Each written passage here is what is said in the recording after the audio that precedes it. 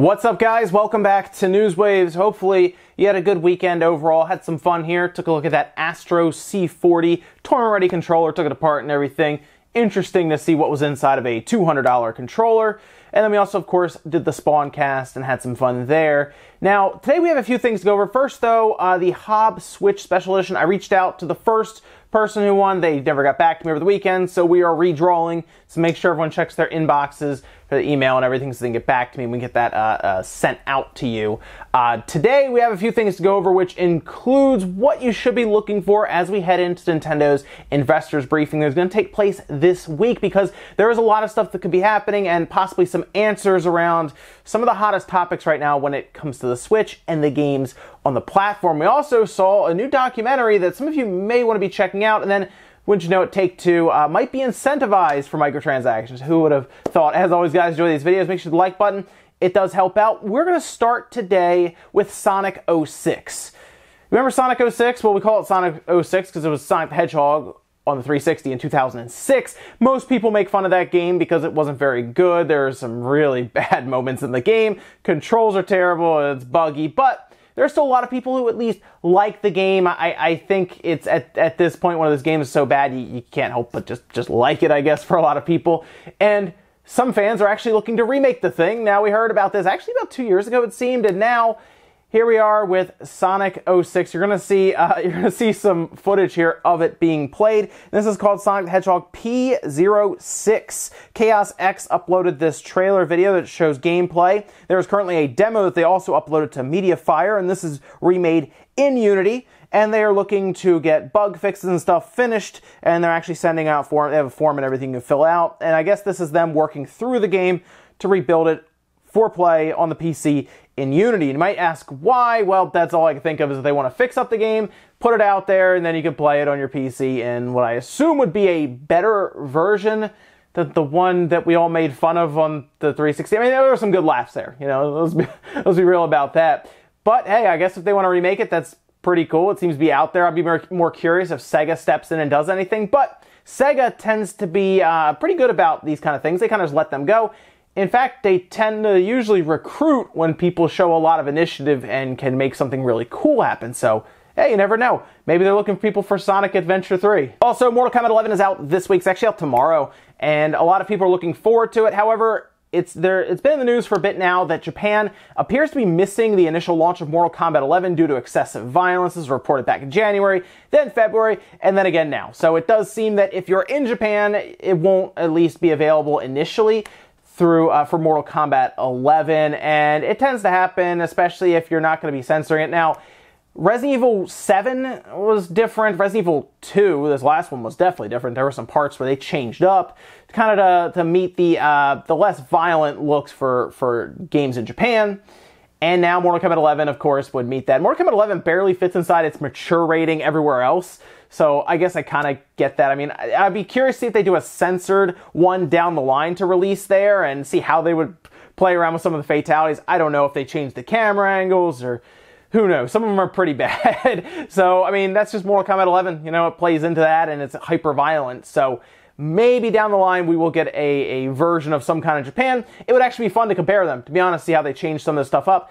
Maybe they don't even bother, hard to say, but it does unfortunately look like in Japan for now, there won't be any Mortal Kombat 11. Oh, and quickly, sticking with Mortal Kombat 11, it was found out because, of course, with how it is with the Switch and piracy and homebrew and all this stuff, it's actually been out there. It actually leaked last week, I believe, at the end of last week.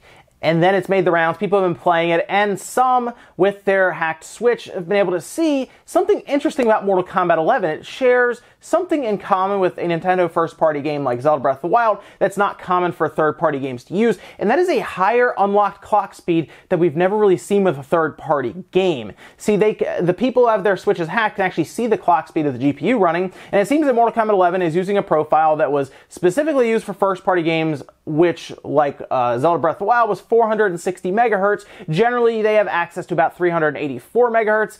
Anything above that tends to be less optimized, or you have to prepare for it. Otherwise, less battery life and all of that. Seems that Mortal Kombat 11 is using that higher frequency. So what does that mean? Well, it means that Mortal Kombat 11 might not get the best battery life. That's, to be honest, we'll see, especially if you're playing online. So you got Wi-Fi, higher frequency and everything. But it also could tell us that Nintendo might be opening up I guess, the floodgates for using that higher frequency if they need it. Most likely Mortal Kombat 11 did need it because of the demanding visuals.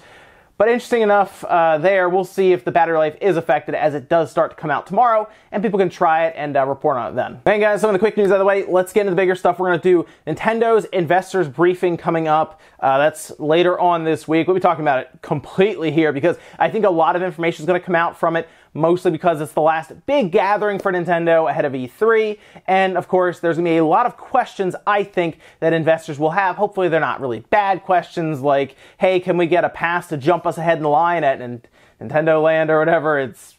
Why would you go there and ask that question? I don't know. But there's a good chance we'll have some questions that make sense. The 3DS has come up in conversation constantly there, like when's it going away? And now, of course, we have rumors from Wall Street Journal, Eurogamer, Nikkei about Switch revisions. So there's going to be some things that are going to be asked there. We're also going to find out a bit more information about sales history and things that are going on, as of course Nintendo should report how many Switch systems are now out there. Of course, we've seen, for example, the page here where they do describe 32.27 million Switch units having shipped so far. And of course, shipped to Nintendo means, hey, we got our money. Retailers do what they got to do with it.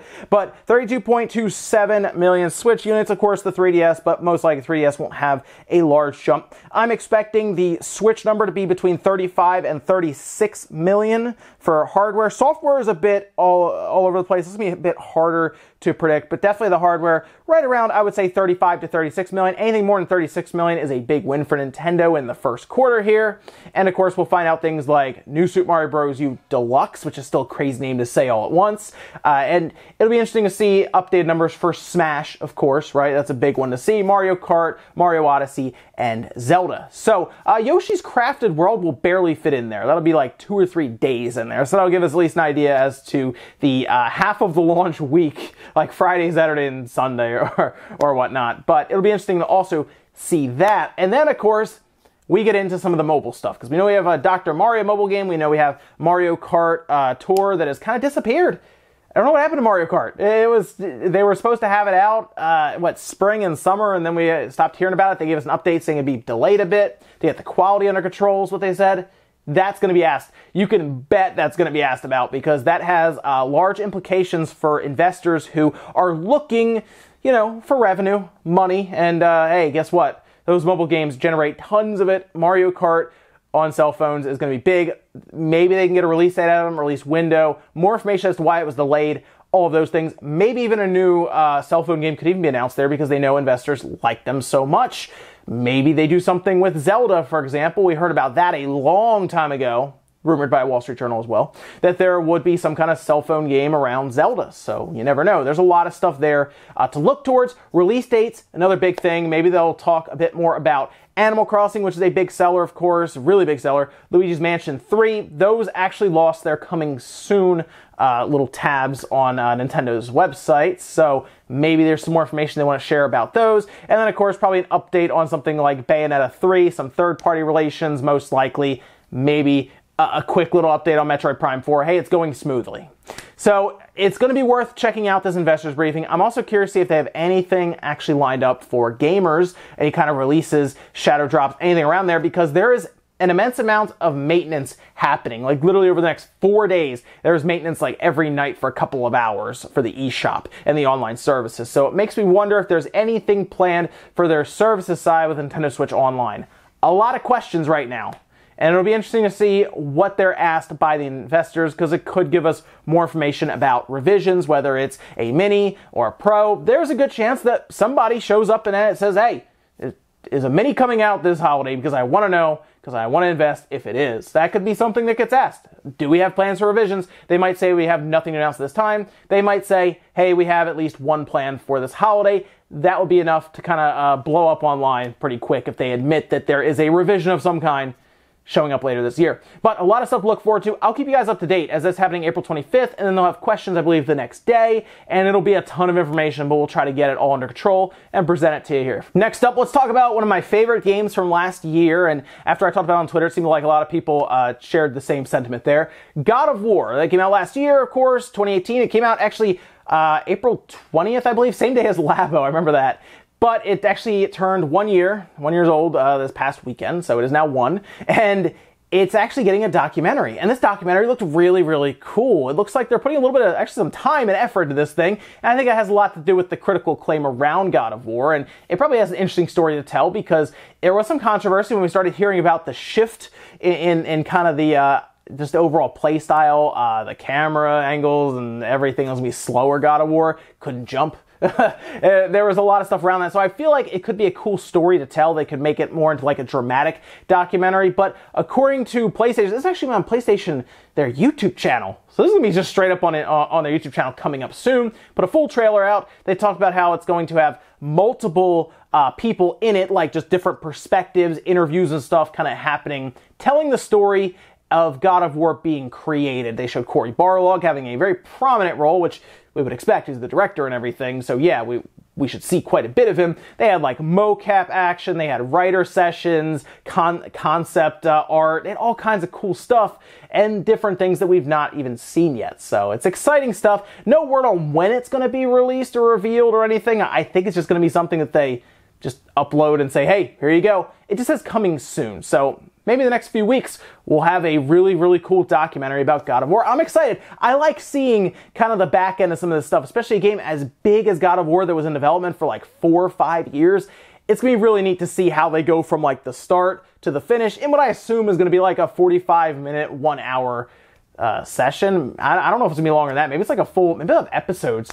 I don't know. It could be fun though. Either way, it's going to be on YouTube, so we can just tune in and watch. Next up, let's talk about Take-Two Interactive, and I have a question for you. If you knew something like microtransactions or recurring revenue, as they like to call it, of course, or interaction, or they call it all kinds of stuff. They change the name every like few years just to keep people confused.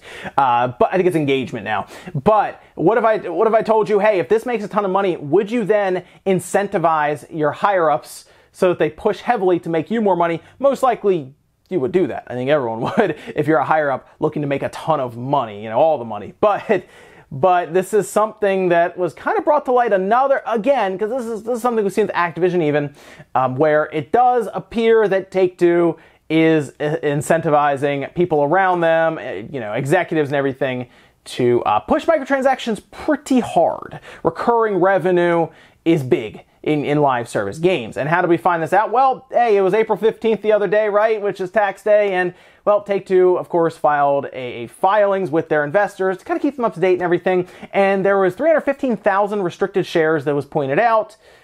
And these are incentivized shares, essentially. So when you reach certain benchmarks or points, they become unlocked, essentially, and you can cash them, or, of course, they have value to you at that time. They become vested. So what do you think one of the things, basically one of the objectives are there, one of the goals, has to do with recurring revenue? You have to hit a certain amount, and then boom, you get stocks and money and stuff. Yeah. Is it shocking? No, but that really shows kind of how some of these companies are acting and why these are showing up so heavily now. Live services are big right now.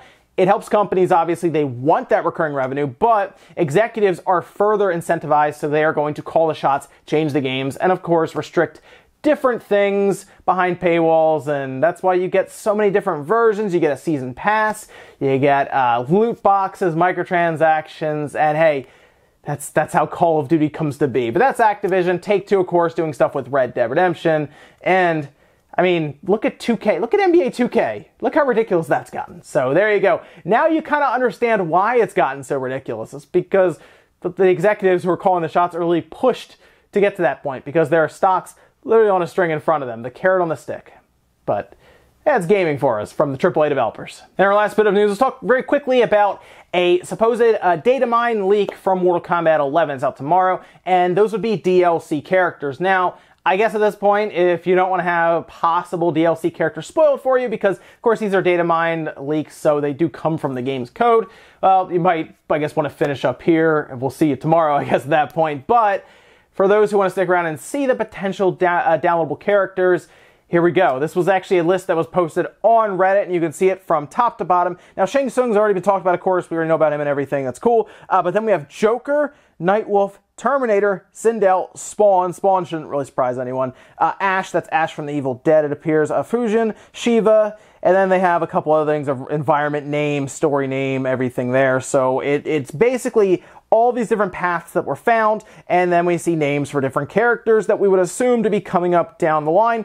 I like the idea of Spawn. Spawn would be awesome. Go figure, right? Spawn. I wonder how Joker would work out in the game, because they're going to kill Joker in all kinds of different ways.